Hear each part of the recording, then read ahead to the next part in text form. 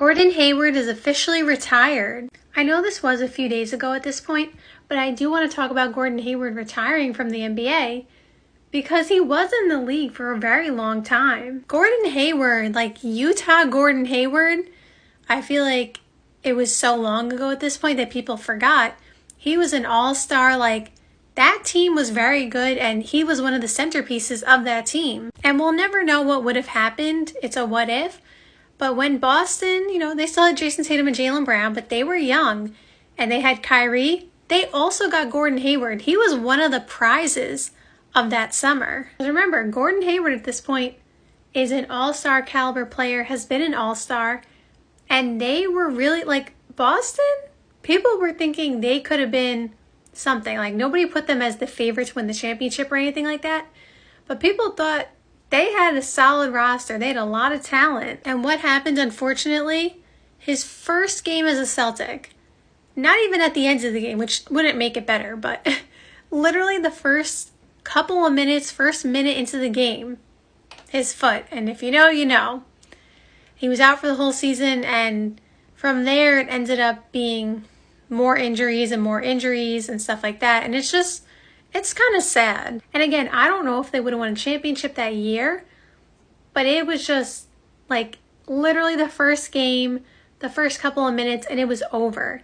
And then, like I said, after that, his career, he ended up being bounced around a bit and just dealing with injuries. And it's just a little sad because he went from all-star and being one of the prizes of that summer. Prizes, I don't even like that word because they are people.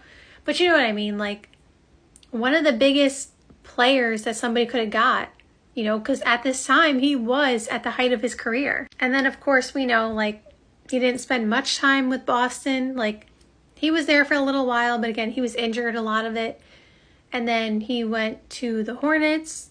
He went somewhere else first, I'm trying to remember. But he went to the Hornets, and he obviously had some injuries there. And that team was not a, contender or anything like that. And then he went to OKC last year, this past season, at the trade deadline.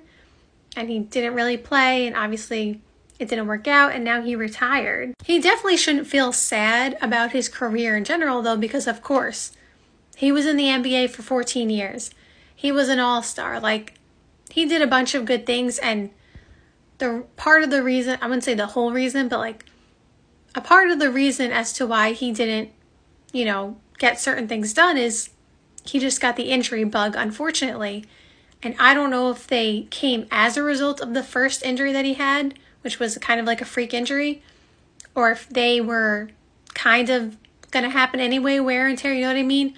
Sometimes the first injury triggers other things. We would never know, but it is a little bit unfortunate that his career finished that way. But again, he was in the NBA for 14 years and he got to be an all-star.